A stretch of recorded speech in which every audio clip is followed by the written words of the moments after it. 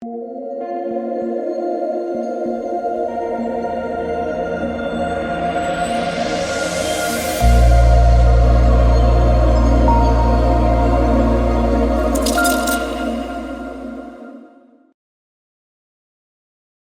is what I'm talking about, the NBA scheduling. We go from a 13-game slate, which was just absolutely crazy, to a 2-game slate on Saturday. And then we have a huge slate tomorrow, no games Monday, and then it's a massive slate Tuesday. Come on, man.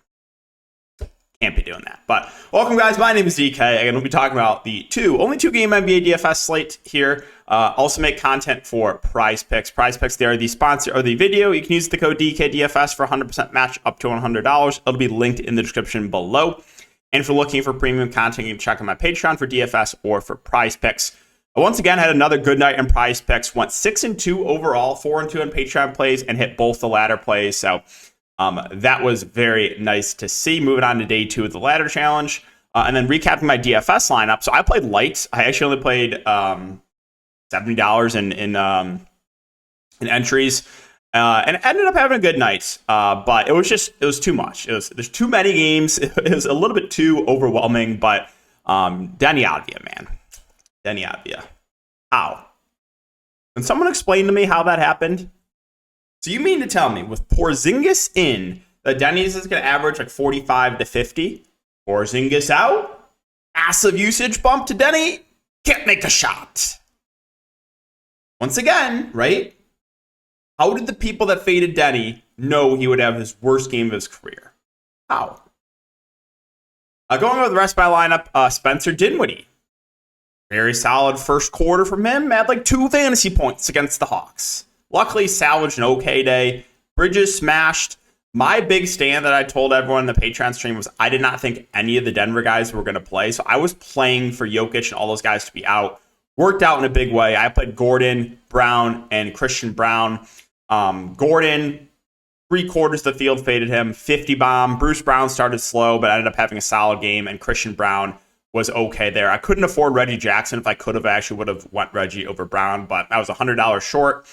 Gafford was the other wizard I played. He smashed. And then I went to Shaedon Sharpe, more so for flexibility because he was one of the guys in the late game. So if like a lot of the other guys ended up playing, I could have moved some stuff around. But that was the reason I had Sharpe in that spot. I wasn't super excited about Sharpe, but again, the positive is he's just playing big minutes no matter what. So that was the recap. Had a easily cash in tournaments. So yeah, and then I have my $222 XFL entry in. Looked decent. I have a Seattle stack. Danucci was solid.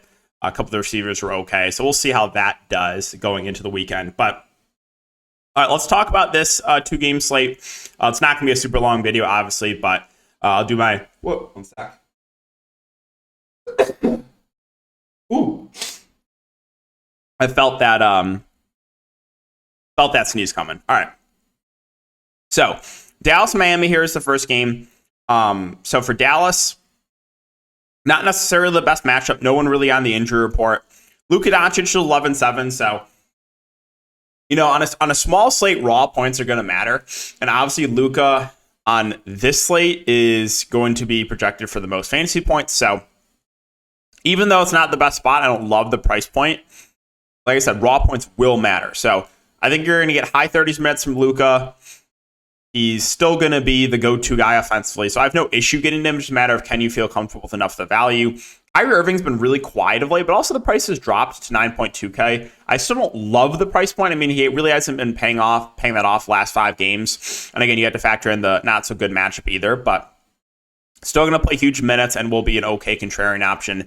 Tim Hardaway Jr., last 2 competitive games, we've seen 36 minutes from him, but we've also seen games where he's played mid-20s minutes. So his minutes kind of fluctuate. It comes down to whether or not he can hit his shots. He's not going to do a ton of the peripheral stats. So if Hardaway can make his shots, like he can go for 30 plus. If he's really struggling, he can kill you. The minutes have been way down on Christian Wood, 12 minutes back-to-back games. I have a really hard time going to him right now. Jaden Hardy is still playing minutes off the bench for Dallas. I think on average, we're probably going to see 15-ish, which makes, at this price point, makes it a little bit tough for me to get to him too. Reggie Bullock, I mean, he'll see low 30s minutes. 34, 34, 33 in the last 3 competitive games, but only averaging like 13 fantasy points in those games. So Again, can he have a decent game? Yeah, if Reggie Bullock can knock down his threes, like he can go for like 25 to 30, but it still feels a little bit pricey. I think Josh Green's a little bit overpriced too. His minutes been ticking down. So Dallas, pretty unappealing team on this 2-game slate. Maxi Kleber's 4K. I would say he's probably my favorite Dallas value, I guess. I think we probably see high 20s minutes from him. Production's up and down, but he's relatively cheap. Dwight Powell, 3.2. I mean, he'll start, but his minutes have not been great. They've been ticking down a lot. Again, they're going to a lot of Maxi Kleber. And that's really it. I don't think I get to anyone else on Dallas. So I would say on this slate, Dallas is probably the most unappealing team. Moving on to Miami. So we got Bam Adebayo questionable, which is pretty significant news. Lowry's questionable, but I think he plays. He sat last game just due to rest purposes, so I'm pretty sure Lowry will play. Now, if Bam Adebayo misses, that opens up a lot, right? Then it's more usage for Jimmy and Hero.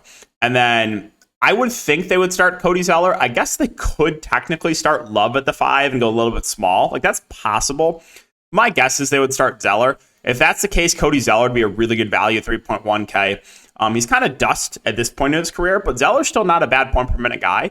And then you might get the GOAT, Yurt Goat 7, playing the backup 5, who would be viable at the flat min price too. So we'll see about the starting lineup there if Bam Adebayo does miss. Again, I think they could go a couple different ways. They could throw Zeller in there, or they could shift Love to the 5 and go a little bit small.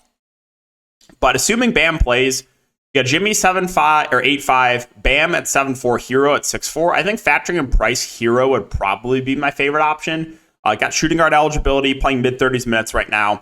And the price point just feels a little bit too cheap. Bam Adebayo would probably be the next guy just because he's playing huge minutes right now, 35 to 40 minutes a game. And then Jimmy Butler, I mean, he's been a little bit quiet of late, but he also has that massive pop-off potential. So I have interest definitely in all three of the Miami guys, but probably would go Hero 1, Bam 2, Jimmy 3.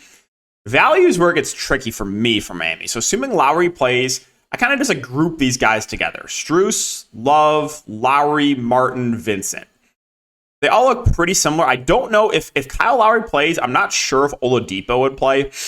He played last game, but again, that was with Lowry out. So not sure if Oladipo plays.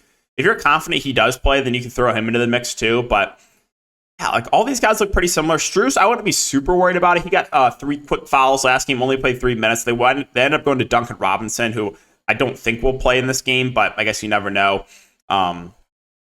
So yeah, they all look pretty similar. Love, I mean, he'll be productive, but his minutes have been taken down a little bit of late. Lowry, assuming he plays, might be your safest bet, I guess, just because he can kind of stuff the stat sheet. Probably plays low to mid-20s minutes.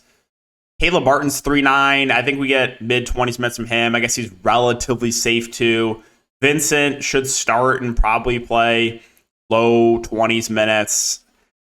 Oladipo, again, if Lowry's in, I would be a little bit worried about a possible DNP. But the thing with Oladipo is if he plays, like he's a relatively high usage player. So I don't know. It's a tough one there with Miami with these secondary plays. But we have to talk about it. Obviously, it's a 2-game slate. But I would be lying to you if I said like, oh, there's one guy in this group that really stands out more than the other.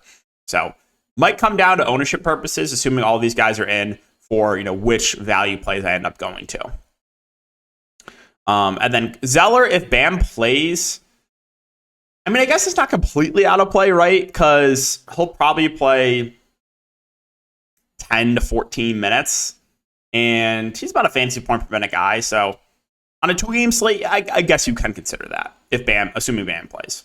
All right, moving on to the Clippers. So Clippers, Pelicans. Clippers ended up trolling. I mean, you can't do that, man. You can't just play Kawhi half and then just shut him down. They shut down Eric Gordon, too. I don't think Gordon was an injury. I think it's just they shut him down with Kawhi at halftime. You can't do that, man. Ty Lue has trolled Ty Lue owes me a lot of money, man.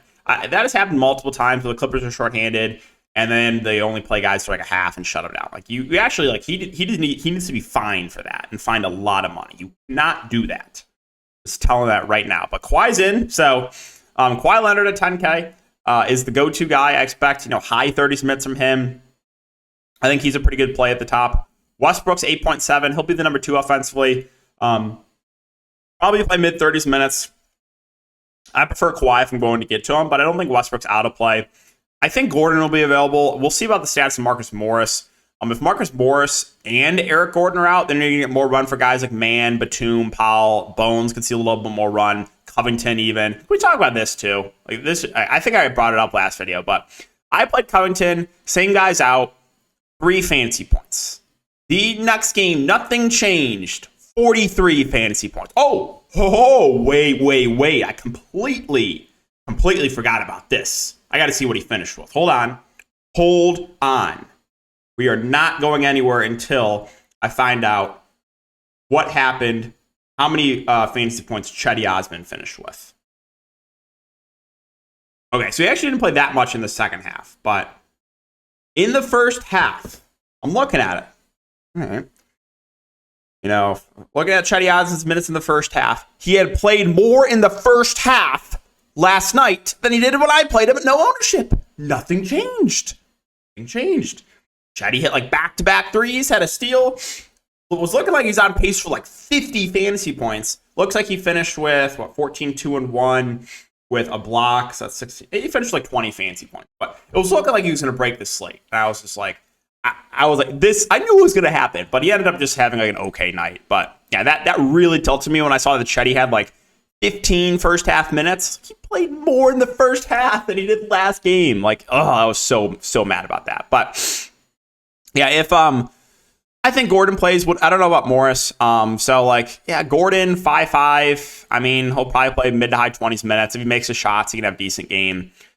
And then if Morris sits, again, you should get Batum in the starting lineup. He's been quiet of late. He had the one game where he shot like 8 of 10, but single-digit fantasy points back-to-back games for him. So yeah, Gordon news and Morris news is relatively important. Bones Highland has been playing around 20 minutes off the bench. He's fine for tournaments. He's been productive. Kind of had an off game last game, but he'll come off the bench and chuck. Again, Zubac, he'll split the center position with Plumlee. In a competitive game, I do think you could see close to that 30-minute mark for Zubac. So I do have some interest in him for GPPs. Again, Plumlee will play the backup 5 at 4-4. Probably play whatever Zubac doesn't play. They could always go small too if the Pelicans go small with like Nance at the 5. I think Man at 5K is a bit pricey for me. Out of like the bench guys, I think Norman Powell would probably be my favorite. He should see mid to high 20s minutes. He'll be, a relatively high usage player off the bench. So I definitely have interest in Powell. And then Covington, if there's no Morris, yes, you can consider him. His minutes have been fluctuating though, so I'm not super confident in that. And finally, the Pelicans. So Brandon Ingram's been playing out of his mind. I think he'll be pretty popular at the top, but again, he's playing close to 40 minutes in competitive games. He had a triple-double last game. He's stuffing that stat sheet. Like I said, he's doing everything for the team, while CJ McCollum's been really quiet of late. 20 and 29 fantasy points over the last couple games. But the minutes are still there for CJ, so I think CJ is still in play for tournaments because he can still do this, right? We've seen 50 fantasy points from CJ in, 2 of the last, 7 games. So even though he's been a little bit quiet of late, doesn't mean he's out of play. So I still have interest in CJ. The minutes on JV have ticked down. He had a big game in limited minutes last game, going for 40 and 25 minutes, but it didn't look like he was going to close that last game. So, again, just a tournament play right now. Him, Larry Nance. If you think JV continues to get limited, then you want to have some interest in Larry Nance at 3.7K. Didn't do much in 23 minutes, but I think he'd be a solid value there. The rest of the Pelicans, Trey Murphy continues to play massive minutes. Again, he's relatively scoring dependent, but he's playing high 30s minutes a game, so he's firmly in play in a 2-game slate.